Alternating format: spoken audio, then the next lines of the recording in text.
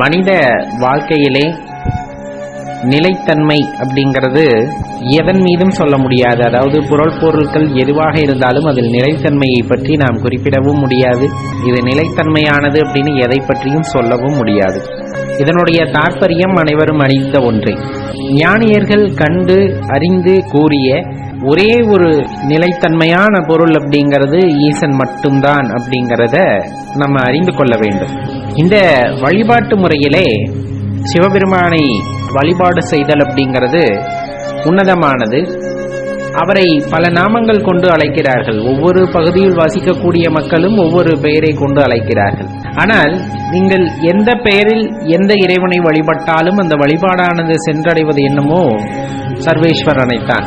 அதில் மாற்று கருத்தே இல்லை.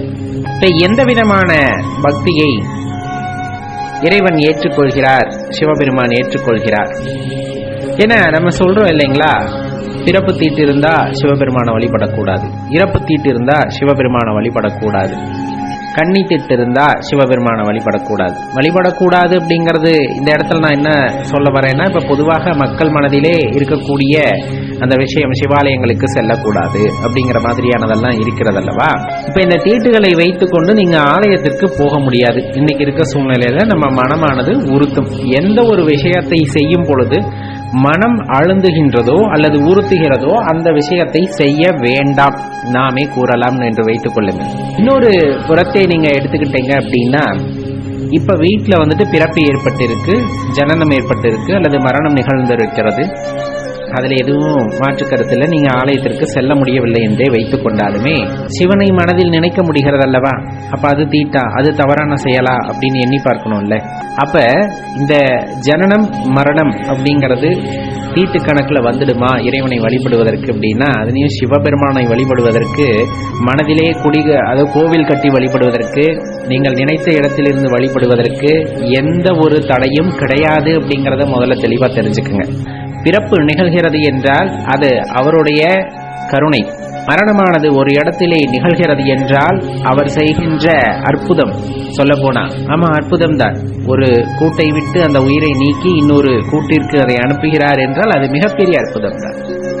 நீங்கள் எந்த இடத்தில் எடுத்துக்கொண்டாலும், ஜனனம் நிகழக்கூடிய இடமாக இருக்கலாம், மரணம் நிகழ்ந்த இடமாக இருக்கலாம், இன்னும் பல காரியங்கள் நிகழ்ந்து கொண்டிருக்கின்ற இடமாக இருக்கலாம். எல்லா இடங்களிலும் ஈஸ்வரன் சர்வேஸ்வரன் நிறைந்திருக்கிறார், பரிபூர்ணமாக நிறைந்திருக்கிறார். இப்ப நீங்க எந்த இடத்துலையும் அவரை இல்லைன்னு சொல்லவே முடியாது இல்லையா. அப்ப ஜனனம் நிகழ்ந்த இடத்திலும் இருக்கின்றார், மரணம் நிகழ்ந்த இடத்திலும் இருக்கிறார். அப்படிங்கும் போது அவருக்கு தீட்டும் கிடையாது, தடங்கும் கிடையாது. மனதிலே ஒரு அழுக்கு ஏற்பட்டு விட்டால், அது ஒரு உறுத்தலாக மாறிவிட்டால் அதுதான் உண்மையாகவே தீட்டு. அப்பதான் நீங்க இறைவனை வழிபட முடியாது. இப்ப ஒரு இடத்துக்கு நல்ல சொக்காய் அணிந்து கொண்டு, நல்ல பளபளபளன்னு இருக்க சொக்காய் அணிந்து கொண்டு போகிறீர்கள். மனதானது ரொம்ப மகிழ்ச்சியா இருக்கும், மனசு ரொம்ப மகிழ்ச்சியா இருக்கும். உண்மைதானுங்களே. அப்படி வண்டியில போயிட்டு இருக்கும் போது ஒரு வண்டியில சேர் அள்ளி வீசிடுறாங்க, அது அப்படியே நம்ம உடையில் பட்டு விடுகிறது. நல்லா யோசிச்சு பாருங்க, அந்த சேரு நம் உடையில் படுவதற்கு முன்னால் மனமானது எப்படி இருந்தது, அந்த உடையிலே சில கரைகள் பட்ட பின்னர் நம் மனதானது எப்படி இருக்கிறது அப்படிங்கறத யோசிச்சு பாருங்க. அதுக்கப்புறம் நீங்க எவ்வளவு விலை கொடுத்தாலும் அந்த பழைய சந்தோஷம், அந்த சேரு வாரி இறைக்கப்படுவதற்கு முன்னர் இருந்த சந்தோஷம் உங்களுக்கு கிடைக்கவே கிடைக்காது. இந்த சேரு கரையானது உடலிலே பட்டுவிட்டது அல்லது அந்த உடையிலே பட்டுவிட்டது என்றால் மனமானது அழுந்திக் கொண்டே இருக்கும். அப்போதுதான் அந்த சந்தோஷமானது நம்மை விட்டு நீங்கி விடுகிறது அப்படின்னு. அதுக்கப்புறம் நீங்க என்ன முயற்சி செஞ்சாலும் அந்த முன்னதாக இருந்த சந்தோஷத்திற்கு நம்மால் வர முடிவதில்லை, அதுக்கு கொஞ்சம் காலம் எடுக்கும். அதே போலதான் ரொம்ப தூய்மையான மனசு,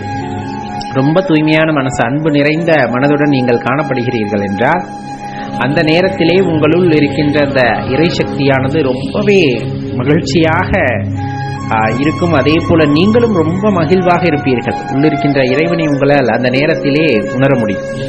மாறாக அந்த மனதிலே சிறு கரைப்பட்டு விட்டால், ஒரு உறுத்தல் ஏற்பட்டு விட்டால் நமக்கு ஏற்படுகின்ற அந்த என்ன சொல்றது, நிம்மதி இழப்பு அப்படிங்கிறது, ஒரு கஷ்டமான சூழ்நிலை, இது எல்லாமே பார்த்தீங்க அப்படின்னா ஒரு வினோதமான விஷயமாக இருக்கும். வினோதமான விஷயம் என்னன்னா, அந்த இன்பத்தை அதுவரையிலும் அனுபவித்து வந்த மகிழ்ச்சியை நீங்கள் இழக்க ஆரம்பிப்பீர்கள். உதாரணத்திற்கு உங்கள் மனதிலே பொய் குடிகொள்கிறது, அது வரலும் நீங்க யார்ட்டையுமே பொய் சொன்னது இல்லை. இப்ப சிவபெருமானை வழிபட ஆரம்பிச்சோமோ அப்ப இருந்து யார்ட்டையுமே பொய் சொல்றது இல்லை, புறம் கூறுறது இல்லை, மனதில் வஞ்சனை இல்லை.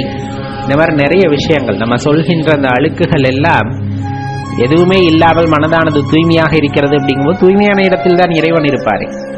அப்படி குடிக்கொண்டிருக்கிறார் அப்படிங்கும் போது அவ்வளவு மகிழ்ச்சியாக இருப்போம். மாறாக தெரியாமல் ஒரு தவறு இழைத்து விட்டால், இப்ப நம்ம சொன்ன விஷயங்கள்ல ஏதேனும் ஒரு விஷயத்துல தவறு இழைத்து விட்டால், ஒரு பொய் சொல்லிடுறீங்க, தெரிந்தே பொய் சொல்கிறீர்கள், அல்லது தெரிந்தே கோபப்படுகிறீர்கள், தெரிந்தே பிற உயிர்களை கொள்கிறீர்கள், இந்த மாதிரி ஏதேனும் ஒரு நிகழ்வு நிகழ்ந்து விட்டால் அது உங்கள் மனதை உறுத்த ஆரம்பிக்கும் அல்லவா? இதனால் வரையிலும் அந்த தவறுகளை, அந்த கரையை உங்கள் மனது தாங்கிக் கொள்ளவில்லை, சுத்தமாக இருந்தது.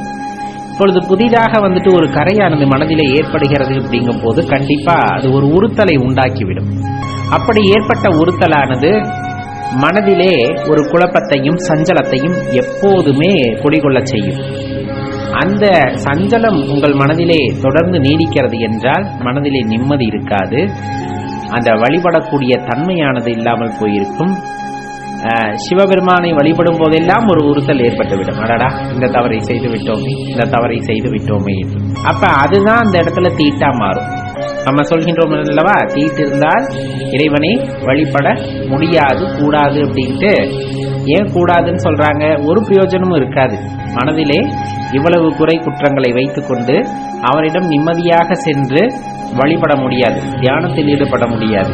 இந்த மாதிரி நிறைய விஷயங்களிலே நமக்கு தடைகள் ஏற்படும். அப்ப மனதிலே காம குரோத இந்த மாதிரியான மதமாச்சரிய எண்ணங்கள் எல்லாம் இருக்கிறது அப்படிங்கும் போது முழுமையாக இறைவனை நம்மால் வழிபட முடிவது இல்லை. அப்ப அந்த ஒரு திவ்யமான ஒரு பக்தி அப்படிங்கிறது நம்மிடம் எப்பொழுது இருக்கும் அப்படின்னா, மனசுல இந்த குற்றம் குறையெல்லாம் எதுவுமே இல்லாம நம்ம இறைவன் மீது அன்பு செலுத்த தயாராக இருக்கின்றோம் அப்படிங்கும் போதுதான் அந்த ஒரு உண்மையான பக்தியானது வெளிப்படும்.